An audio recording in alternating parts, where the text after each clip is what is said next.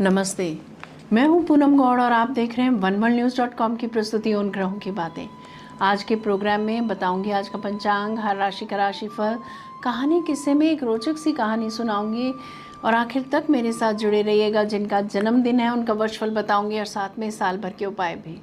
शुरू करते हैं आज के पंचांग से। आज बुधवार 11 मार्च 2026 है। चैत्र का महीना चल रहा है। कृष्ण पक्ष की अष्टमी तिथि रहेगी 12 मार्च प्रातः 4:19 तक और उसके बाद में नवमी। ज्येष्ठा नक्षत्र रहेगा रात्रि 10 बजे तक और उसके बाद में मूल। वज्र योग रहेगा प्रातः 9:12 तक और उसके बाद में सिद्धि योग। 1.5 घंटे के लिए राहु काल रहेगा दोपहर 12 बजे से 1:30 बजे तक।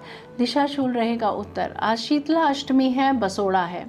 आज कहानी किस्से में रोचक सी कहानी सुनाऊंगी। बात करते हैं राशिफल की। मैं यहाँ बता देती हूँ कि मैं राशिफल चंद्र राशि से या नाम अक्षर से बताती हूँ। शुरू करते हैं मेष राशि से। आज बातचीत से काम बनेगा, कोई रुका हुआ कार्य संवाद से आगे बढ़ेगा। छोटी यात्रा या ऑनलाइन कार्य में सफलता मिलेगी। जल्दबाजी से बचें, लेखन के कार्यों में रुचि रहेगी। सेहत का ख्याल रखें। वृषभ राशि, आज आर्थिक योजना बनाने का उत्तम समय रहेगा। किसी निवेश या बचत पर विचार करेंगे। परिवार में शांत संवाद रखें। एक अच्छे वक्ता के रूप में आपकी प्रतिभा उभर कर आएगी। जिन लोगों का फाइनेंस से संबंधित व्यवसाय है उनको आज लाभ होता दिख रहा है।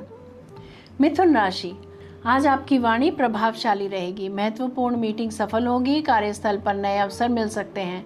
विद्यार्थियों के लिए समय लाभकारी रहेगा। आपके कार्य कौशल में सुधार आएगा। पैतृक संपत्ति को लेकर कुछ विचार कर सकते हैं आप।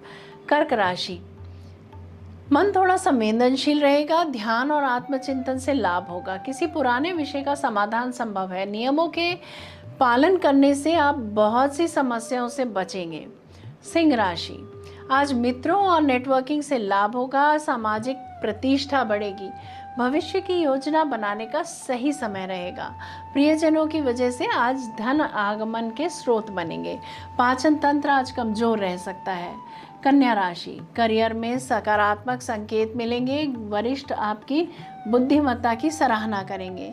नई जिम्मेदारी मिल सकती है या प्रमोशन हो सकती है। सही दिशा में की गई मेहनत रंग लाएगी। कार्यकुशलता में सुधार आएगा। तुला राशि, आज भाग्य आपका साथ देगा। यात्रा, उच्च शिक्षा या आध्यात्मिक कार्य में प्रगति हो सकती है। शुभ समाचार मिल सकता है। प्रेम प्रसंगों में गहराई रहेगी। किसी बिछड़े व्यक्ति से पुनः मिलन हो सकता है। क्रिएटिविटी से किया गया कार्य लाभ देगा। वृश्चिक राशि, धन या निवेश से जुड़ी स्पष्टता रहेगी। किसी गुप्त जानकारी का पता चल सकता है। लालच करने से बचें। प्रॉपर्टी के कार्यों में मन लगेगा। सफलता पर उपहार मिल सकते हैं। मित्रों के साथ अच्छी गपशप होगी। धनु राशि, रिश्तों में स्पष्टता बनी रहेगी। पार्टनर से खुलकर बात करें। साझेदारी लाभदायक हो सकती है। सरकार से अप्रूवल अगर मिलना था तो वो आज मिल सकता है। प्रमोशन के योग बन रहे हैं। मकर राशि, कार्यस्थल पर व्यस्तता बढ़ेगी। नई योजना बन सकती है। स्वास्थ्य में पाचन पर ध्यान दें। किसी प्रतियोगिता में सफलता के कारण धन लाभ हो सकता है। धन लाभ के अवसर भी मिलेंगे। कुंभ राशि, आज आपका व्यक्तित्व और विचार चमकेंगे। नई शुरुआत या महत्वपूर्ण घोषणा संभव है। कला, खेल, धर्म के क्षेत्र में मन लगेगा। प्रेम प्रसंगों के अवसर हाथ आएंगे। बस नकारात्मक विचारों से दूर रहें। मीन राशि, आज आध्यात्मिक ऊर्जा प्रबल रहेगी। कोई पुराना अध्याय समाप्त होगा और नई दिशा मिलेगी। प्रॉपर्टी, वाहन व फर्नीचर से धन लाभ के योग बनते हैं। मनपसंद की वस्तुओं में निवेश कर सकते हैं। गैर जातीय विवाह का मन बना सकते हैं आप। ये था राशि का राशिफल। बात करते कहानी किस्से की। कश्तियां उन्हीं की डूबती हैं जिनके ईमान डगमगाते हैं। यह पंक्ति अक्सर गांव के बुजुर्ग हरिराम जी अपने शिष्य गुरु को सुनाया करते थे।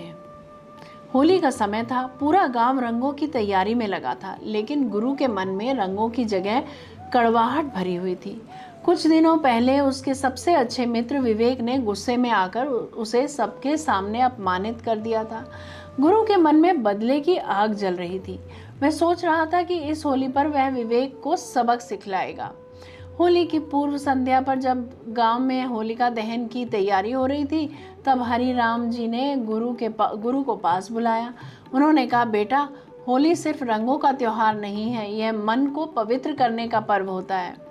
होली का असली अर्थ है जो बीत गया उसे जला दो। अगर मन में ईर्ष्या, क्रोध और बदले की भावना रहेगी तो जीवन की किश्ती डगमगाएगी। गुरु चुपचाप सुनता रहा। हरिराम जी ने आगे कहा, जिसके दिल में नेकी होती है उसके आगे मंजिल भी सिर झुकाती है। आत्मा की ताकत शुद्ध विचारों से बढ़ती है। अगर तुम अपने मन को पवित्र कर लोगे तो तुम सच्ची होली मनाओगे। रात को होलिका दहन के समय गुरु ने लकड़ियों की आग को ध्यान से देखा। उसे लगा जैसे उसकी नफरत भी उसी आग में जल रही हो।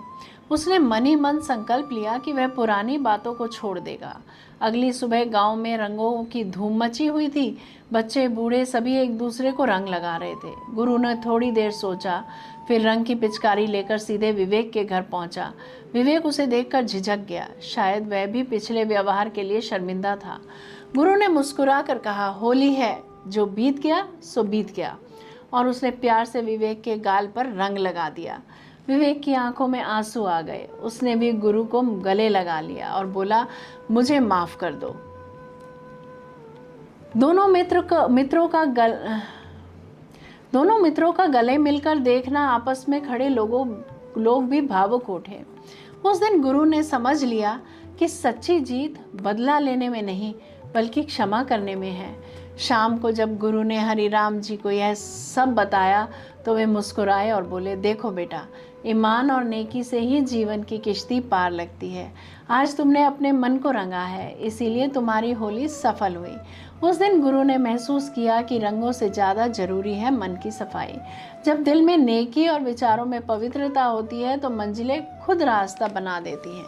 सच ही कहा गया है, किश्तियाँ उन्हीं की डूबती हैं जिनके ईमान डगमगाते हैं, और जिनके दिल में सच्चाई और नेकी होती है उनके जीवन में हर दिन होली के समान उज्जवल और रंगीन होता है। जय श्री कृष्णा। जयराम जी की बात करते हैं जिनका जन्मदिन है। आप सबको जन्मदिन की हार्दिक बधाई व शुभकामनाएं।